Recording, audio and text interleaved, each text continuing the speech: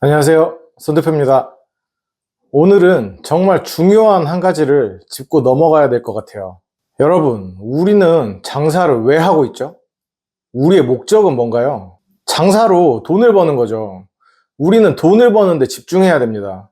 그럼 장사로 돈을 벌려면 뭐를 해야 될까요? 우리 장사하는 사람들한테 누가 돈을 주죠? 고객이 돈을 주죠. 장사의 모든 포커스는 고객이 중심이 돼야 됩니다. 근데 안 그러신 분들이 생각보다 너무 많더라고요. 제가 저번 영상에서 무료 컨설팅 신청을 받았어요. 감사하게도 많은 분들이 신청을 해주셔서 계속 무료 상담을 진행 중인데요. 상담을 하면서 깜짝 놀란 게 있습니다. 생각보다 많은 분들이 고객한테 집중을 하지 않고 계신 거예요. 오늘은 그 중에 3가지 사례를 한번 이야기를 해보려고 합니다. 첫 번째 사례는요, 수단이 목적을 잊게 만든 케이스예요. 보통 이 현상이 장사 연차가 조금 됐는데 큰 돈은 못 버시고 밥 먹고 살만한 정도로 유지되고 있는 그런 사장님들한테 많이 나오는 현상입니다. 이 사장님은 한우를 엄청나게 싸게 팔고 계세요. 인테리어 시설은 좀 노후됐고요. 하이 퀄리티의 시설은 아니고 동네 정육식당 수준의 시설물로 영업을 하고 계세요. 사업 연차는 지금 7년째이시고 한 자리에서 소고기를 팔고 계십니다. 원래 이 사장님의 고민은 최고로 한우를 싸게 파는데 손님이 생각보다 없고 매출이 오르지 않는 거였어요. 그리고 한우 최저가를 USP 포인트로 만들고 싶어 하셨고요. 제가 상담을 위해서 질문을 몇 가지 드렸습니다. 사장님, 그렇게 싸게 파시는데 혹시 소고기가 부드러운가요? 이렇게 질문을 드렸어요. 그랬더니 사장님이 이렇게 말씀을 하시더라고요. 손님들은 소고기가 다 부드럽고 입에서 살살 녹는지 아는데 실제로는 안 그래요. 이렇게 대답을 하셨어요. 뭔가 좀 쌓인 게 있으시다는 느낌을 많이 받았어요. 아마 평소에 손님들한테 이런 컴플레인이 많이 쌓여 있었을 거예요. 제가 또 질문을 드렸습니다. 사장님, 그럼 제가 먹은 부드러운 한우들은 뭔가요? 그랬더니 거기는 투뿔 비싼 고기를 쓰니까 부드럽죠. 이렇게 말씀을 하시더라고요. 사장님 본인은 싸게 팔기 때문에 급이 낮은 고기를 취급할 수밖에 없다고 하시더라고요. 여기까지 내용을 들어보시고 어떤 생각이 드시나요? 우리 철저히 손님 입장에서 한번 생각해 볼까요? 여러분, 한우 외식을 일주일에 한두 번씩 하시나요? 한우는 진짜 자주 먹어야 한 달에 한두 번 큰맘 먹고 외식하지 않으세요? 이유는 비싸니까. 대신 우리는 소비자로서 비싼 한우를 먹으러 가는데 당연히 잡내 없고 살살 녹는 한우가 먹고 싶지 않으세요? 싸다는 이유 하나만으로 질긴 한우를 먹으러 가시고 싶으세요? 어쩌다 한번 먹는 음식인데? 저는 차라리 삼겹살 혹은 수입산 부드러운 소고기를 먹을 것 같아요. 소고기에서 일반적으로 기대하는 맛, 식감 이런 것들이 있잖아요. 그래서 제가 사장님한테 최저가 한우를 USP로 잡으시려면 천연 연육제 같은 거를 사용해 보시는 게 어떠세요? 이렇게 권유를 드렸어요. 그랬더니 강경하게 본인은 절대로 조미료 첨가제를 사용하지 않는다, 이렇게 이야기를 하시더라고요. 그래서 제가 또 질문을 드렸습니다. 사장님, 그럼 기본으로 나가는 선짓국이나 된장국에도 조미료를 안 넣으세요? 이렇게 여쭤봤는데 동전 육수를 사용한다고 하시더라고요. 사장님은 동전 육수는 조미료가 아니라고 생각을 하시더라고요. 사장님 말씀이 맞다고 치더라도 외식을 하시는 손님이 아무리 건강에 좋은 음식이더라도 맛없는 음식을 좋아할까요? 아니면 일반적인 조미료가 들어가더라도 맛있는 음식을 좋아할까요? 진짜 건강을 생각하고 절대로 조미료를 먹고 싶지 않은 그런 고객들이 외식을 하러 나오실까요? 이 사례를 한번 정리를 해볼게요. 제 생각엔 한우를 먹고 싶은 고객들은 당연히 싸면 쌀수록 좋겠지만 일단 한우에서 기대되는 그 입에서 살살 녹는 육질을 느끼고 싶어 할 거고 맛있는 밑반찬을 먹고 싶어 할 거예요. 근데 이 사장님은 난 한우를 싸게 파는 게 우리의 매장의 컨셉이니까 등급이 낮은 거를 팔 수밖에 없고 등급이 낮은 고기는 원래 좀 질긴 거다, 이렇게 생각하시는 거예요. 또 조미료를 안 쓰니까 맛이 좀 모자라도 된다고 생각을 하시더라고요. 뭔가 잘못된 게 느껴지시나요? 이 사장님은 수단에 몰입하셔서 목적을 잊으신 거예요. 본인의 생각을 고객한테 강요하고 있어요. 고객의 요구를 파악을 해서 고객이 찾아올 수밖에 없는 메뉴를 팔아야 되는데 고객을 끌어당길 수단에 집중하다 보니까 정작 고객이 찾아올 이유들을 스스로 없애고 계십니다. 한우가 아무리 싸다고 질기면 누가 먹고 싶겠어요? 싼 게 의미가 있으려면 고객의 니즈를 만족시킨 상태에서 가격이 싸야지 의미가 있습니다. 건강식이 의미가 있으려면 먹었을 때 기대치 이상의 맛이 나야 돼요. 그래야 의미가 있는 거예요. USP뿐만이 아니고 인테리어, 메뉴, 서비스, 가격 전부 다 수단입니다. 수단을 위해서 목적이 바뀌시면 안 돼요. 두 번째 케이스입니다. 본인이 하고 싶은 장사를 하는 케이스예요. 이번에 상담하신 분은 창업을 준비 중이신 분인데요. 부산에 야키토리를 준비하고 계세요. 경험이 많지 않아서 창업 전반적인 부분하고 야키토리에 대한 USP를 만들고 싶으셔서 상담을 신청하셨습니다. 근데 제가 알기론 야키토리가 제일 경쟁도 세고 잘하는 식당이 많은 지역이 부산이거든요. 어지간한 실력이나 인테리어 컨셉, 부동산 입지 이런 거 가지고는 신규로 들어가셔서 경쟁이 만만치가 않을 것 같아서 사장님한테 이런 질문을 드렸습니다. 사장님, 창업 예산을 어느 정도로 생각을 하세요? 그랬더니 영끌해서 8천만 원 정도 생각하신다고 하셨고요. 사장님, 왜 수많은 아이템 중에 하필이면 야키토리를 선택을 하셨어요?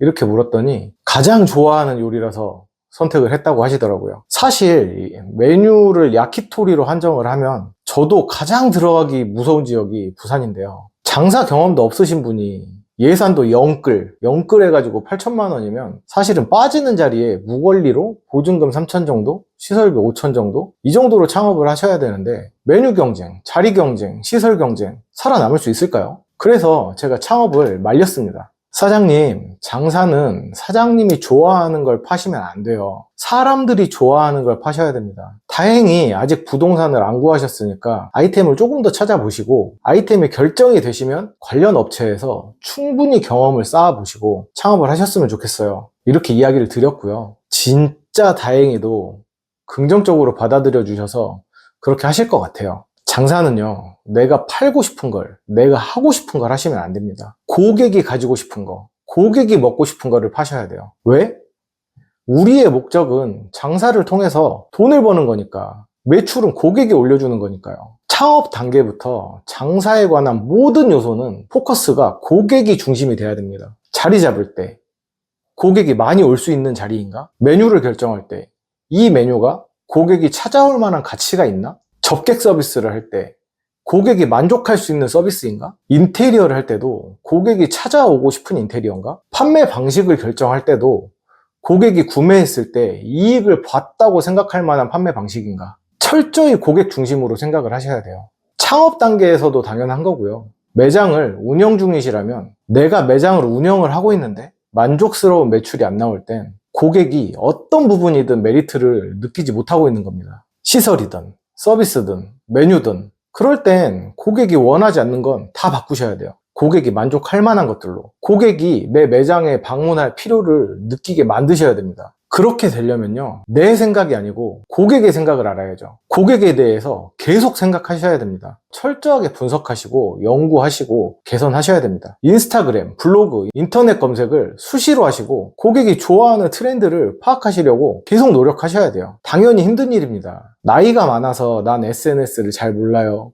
컴퓨터를 잘 못해요, 고객은 그런 거 신경 안 써요. 그건 우리 장사하는 사람들의 사정입니다. 돈 들어가니까 10년째 하고 있던 방식이니까 지금까지 밥은 먹고 살았으니까 앞으로도 어떻게 되겠지 뭐, 이런 마음가짐이면 상황이 안 바뀔 거예요. 자기 목표부터 다시 점검하세요. 객관적인 시각으로 내 매장을 돌아보셔야 됩니다. 내가 하고 싶은 걸 하는지 고객이 원하는 걸 팔고 있는지 파악이 되셨으면 빨리 바꾸세요. 아는 것만으로는 현실이 변하지 않습니다.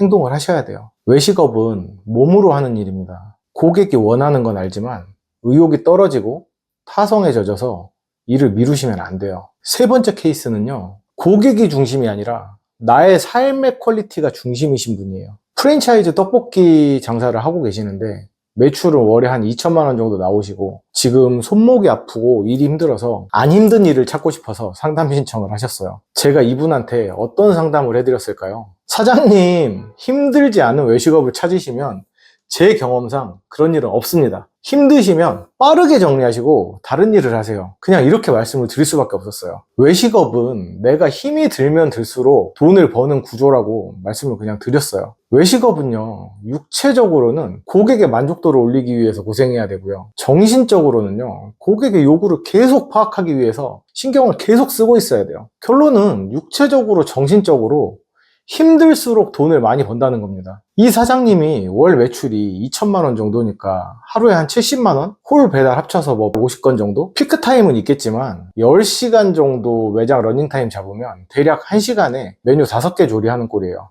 1시간에 5개. 이 정도가 힘들어서 다른 편한 돈 버는 외식업을 찾고 계시다고 하는데 진짜 더 이상 컨설팅을 해드릴 수가 없었어요. 편하지만 돈은 많이 벌고 싶어. 공부는 안 하는데 전교 1등이 하고 싶어. 이 말 하시는 거잖아요. 물론 내 삶의 퀄리티가 나한테 가장 중요하죠. 삶의 퀄리티를 올리려고 장사를 하는 거고 더 편하고 풍족한 삶을 위해서 장사를 하는 거니까요. 하지만 장사하는 동안에는 워라밸, 삶의 퀄리티 이런 거 생각하시면 절대 안 됩니다. 일단은 고객이 원하는 행동을 해야 장사도 되고 돈도 벌 수 있어요. 편하게 살고 싶다 이런 생각을 하신다면 그냥 욕심을 줄이고 제 채널 말고 명상 채널 보시면서 그냥 현재에 감사하시면서 사시면 돼요. 제 영상 댓글에 이런 글들이 올라와 있더라고요.